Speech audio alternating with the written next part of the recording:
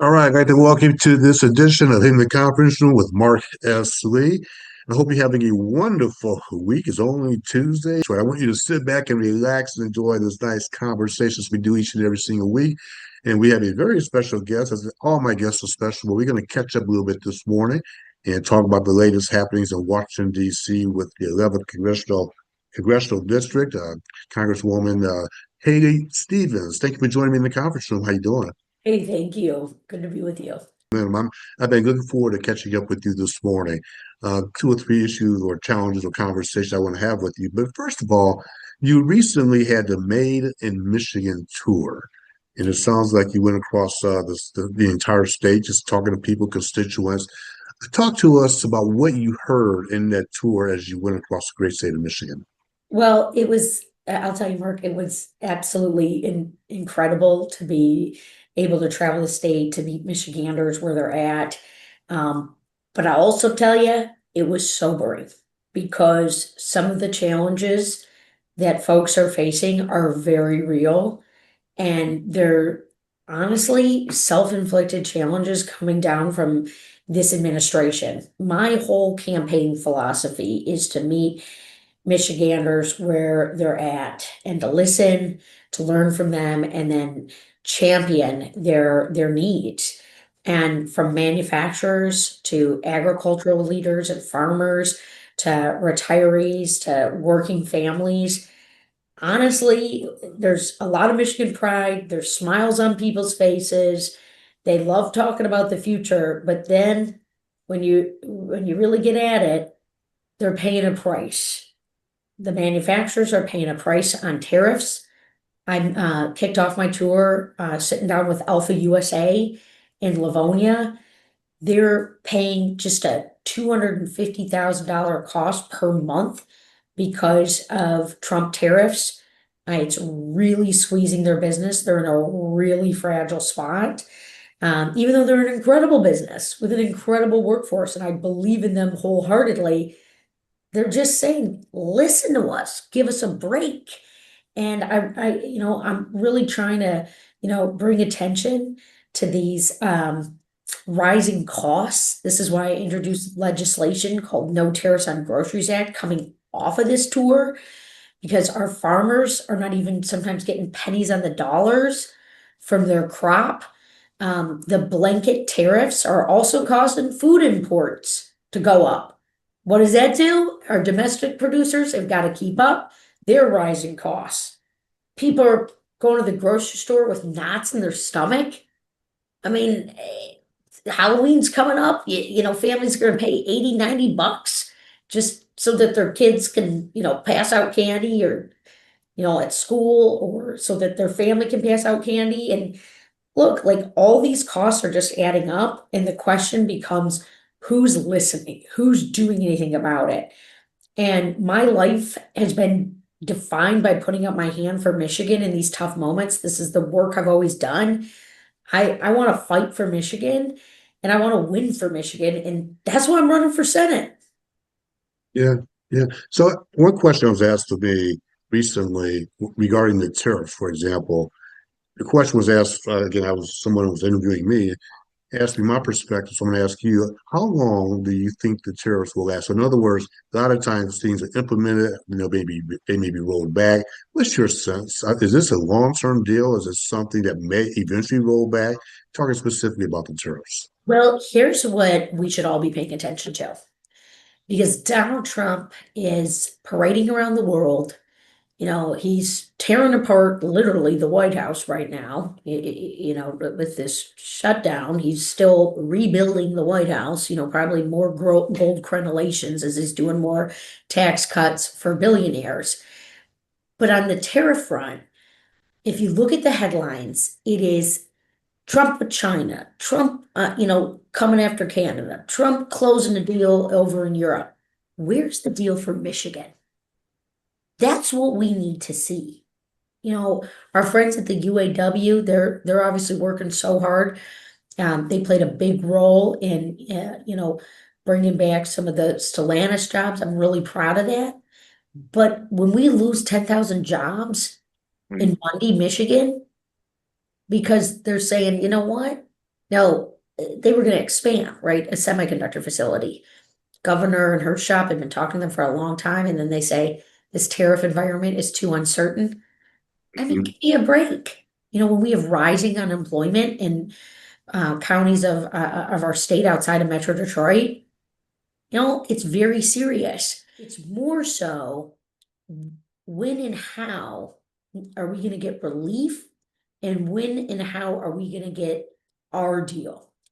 Several years ago, rising employment. I mean, we had the highest levels of jobs, part of a capital intensive industry. One of the things that I work on in the Congress and what I'm working on as I'm running for US Senate is this Michigan articulation, because we're a big country. But Mark, we are one of 5 states in the country pretty much whose central gross domestic product, and that means, the driver of our economy, the main thing is our industrial base. And it's being messed with right now. I've did it. So what deal are we gonna get? Hopefully we don't continue to get new tariff announcements every other day. I mean, it's interesting to hear what you're saying, the challenges. And I know you recently introduced some no tariffs on groceries, I believe, Yeah, yeah, a yeah. bill. Yeah. So, Yeah. and Well, I we know gotta from, protect people's pocketbooks at the store too. yeah, yeah. So I know the 'Cause that's tariffs the are, thing, these tariffs are causing macroeconomic uncertainty, and then they're causing costs to go up for people mhm. on everyday goods. Wow. Okay. So let's come back and talk about the government shutdown. Yeah. And everybody's, I was recently, I've been asked a lot of questions about that. I want to turn over to you. Give us the state of the government shutdown. This is going on, I think this will be the fourth week for the government shutdown sometime this week. What's the latest, and what can Michiganders expect? Yeah. Look, this is a tough moment for us in Michigan for a variety of reasons. Billionaires have just gotten a big tax cut. People's benefits are being threatened. 700,000 Michiganders could lose their health care with these Medicaid cuts.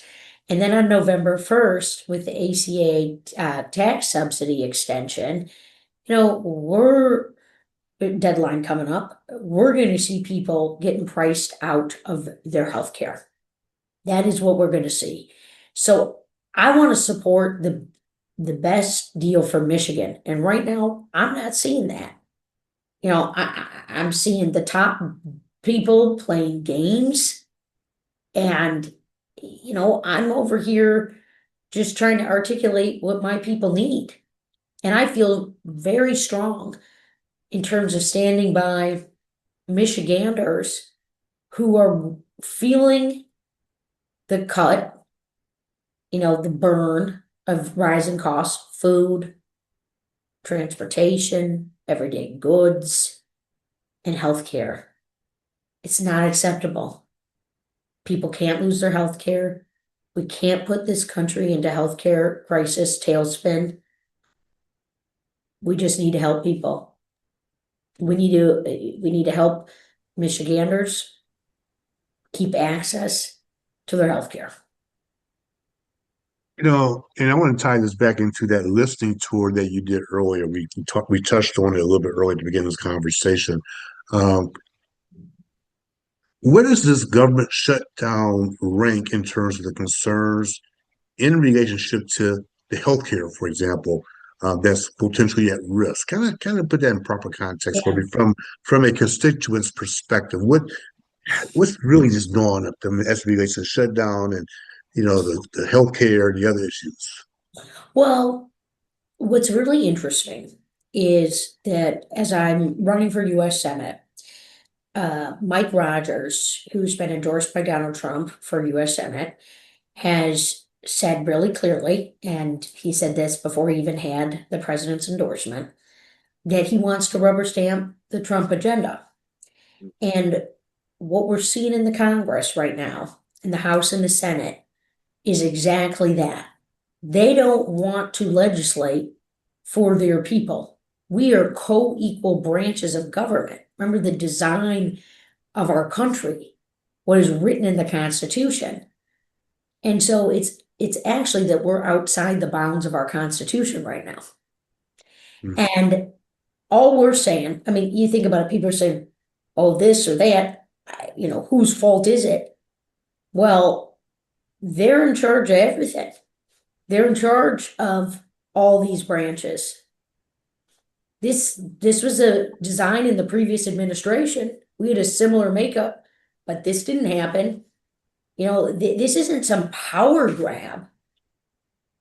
This is, I don't want people to lose their health care. Why are people potentially going to lose their health care? On November 1st, so begins open enrollment. The timeline of this was this summer in August, as I was kicking off my Made in Michigan tour, I was already hearing from, here's an example, municipal leaders who, they employ the people who do the public works in their community and, the mayor, the township supervisor. They were already getting notifications from their healthcare provider about what was going to be covered and what wasn't. They were already getting notifications from the tax bill that came down about where and how people were going to be priced out. So what's coming to roost now with open enrollment and the new cycle of healthcare November 1st is all those cuts are going to come down. And this has to do with a tax subsidy and whether that is the right thing or not. I believe it is. I mean, maybe we want to, continue to work on some reforms, which are always important in government, but we've had these tax subsidies in place since COVID. And now we're going to say, oh, we're not going to continue them. That's what my colleagues on the other side of the aisle are doing. And because they're not going to continue them, people's costs are going to go up and their health care is going to be too expensive. So I'm fighting for Michiganders. I'm fighting for the Michiganders that I've heard from the jump on this. And it's a simple proposition. And that's why we're in this situation. Look, everyone knows compromise is a part of the process here. But you got a president sitting in a gold throne in an Oval Office with every, world leader and every billionaire who comes in and out. What about us? And I know you're very busy, so I appreciate your time. I won't hold you much longer. A couple other questions I have for you. Stop that now, because it's always fun to be with Mark Lee. That's always fun having you. And so, but in this, and I hear where you're coming from, in this divisive environment, and I think, people certainly want to have the healthcare maintained, I would guess. That's what you're hearing, no question about that. I guess my question would be, when do we anticipate in the current environment, any idea of when this shutdown may actually come to an end? Any idea? Look, it's been absolutely astonishing to see that Michiganders are so at risk right now. And as soon as I see the best deal for Michigan, I'm right there. Donald Trump needs to bring that. So let's talk briefly about the healthcare situation to RFK Jr.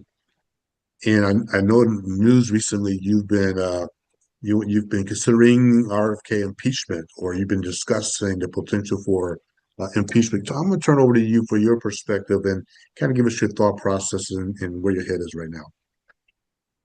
RFK Jr., who is... Yes, RFK Jr., I want to clarify that. Oh, yes. Oh, yeah. Yes. I love that listening ear of yours, Mark. You're but RFK Jr. is a cabinet secretary for a multi-billion-dollar agency, Health and Human Services. He is spouting conspiracy theories.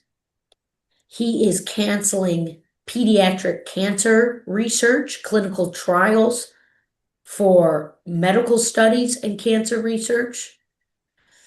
He is getting rid of some of the standards and medical information that our doctors rely on. I called on him to resign. He didn't budge. And now I'm leading an effort to impeach him. And I'm planning on introducing articles because this is a threat. This is a danger to American people, to Michiganders, and we deserve better. And it also seems like he's listening to corporate cronies and not individuals. And I will tell you that when that headline came out, Mark, Republican doctors called me and said thank you. Okay. Where are you in the process? Let's kind of give a timeline if you could. Obviously, people saw the headlines. I know that you're getting, obviously, you just mentioned phone calls from physicians and doctors. So, where exactly are you in the process? Yeah, and this is a serious matter. I mean, this is not something I'm pursuing lightly, but I am doing it to, stand up for the health of Michiganders yet again. I'm doing this to stand up to conspiracy theories and definitely taking the steps to do this right. Okay. And so, as we begin to wrap up, since the last time we chatted, it seems like you're getting additional endorsements and people are coming to endorse you. Uh, why? Why are you? What is Haley Stevens' uh, appeal when it comes to getting these endorsements, if you will? Well, here's what I'll tell you is that I campaign like I govern and I govern like I campaign, in that I'm in the communities, I'm in the neighborhoods, I'm out here breathing the air, going to the small shops, going to the neighborhood, center and the church, and I'm meeting people where they're at. And I'm Okay. out here working to earn the votes. And so it has been amazing, to have Joe Tate, our Speaker of the State House Representative, incredible leader, stand by me, forever touches my heart. Mayor Dave King, who I just think the world of, folks on the west side of the state. But I got to continue to earn those votes of Michiganders. And this is a huge moment for our state.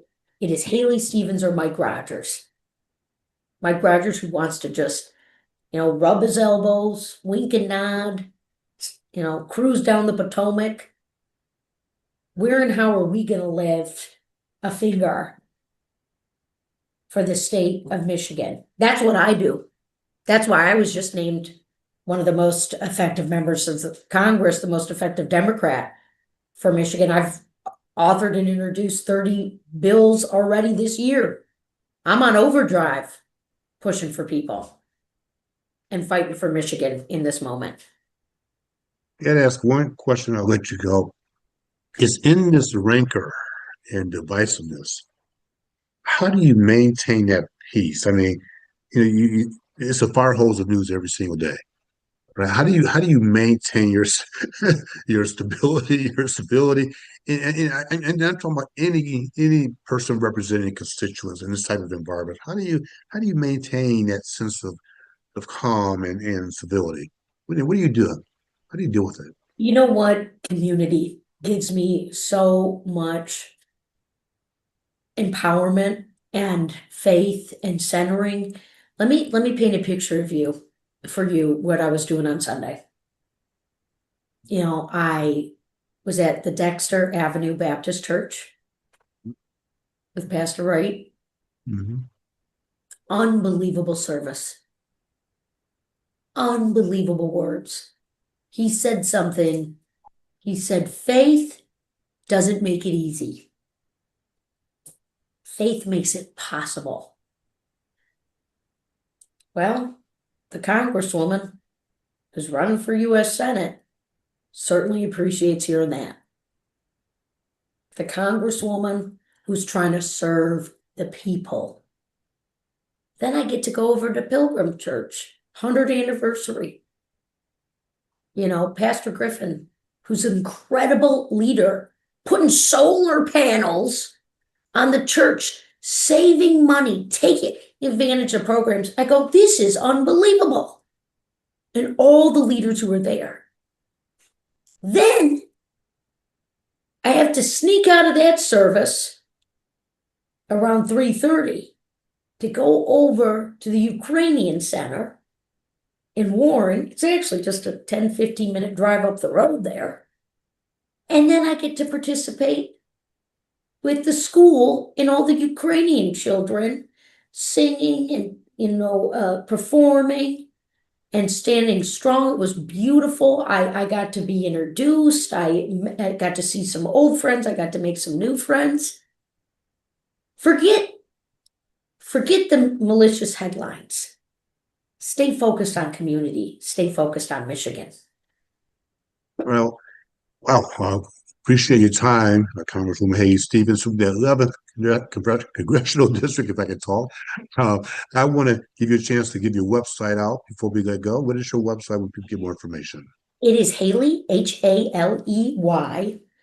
FORMI, for Michigan, Haley4mi.com.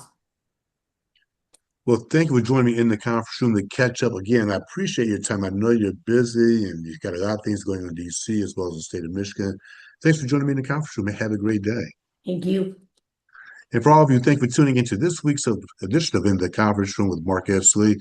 Come back next time. We have more business leaders from across the great city of Detroit and the state of Michigan as well. Make it a great day, make it a great week. And don't forget to share this interview and also subscribe to our YouTube page as well. We'll talk to you soon. Have a great day, everyone. Take care.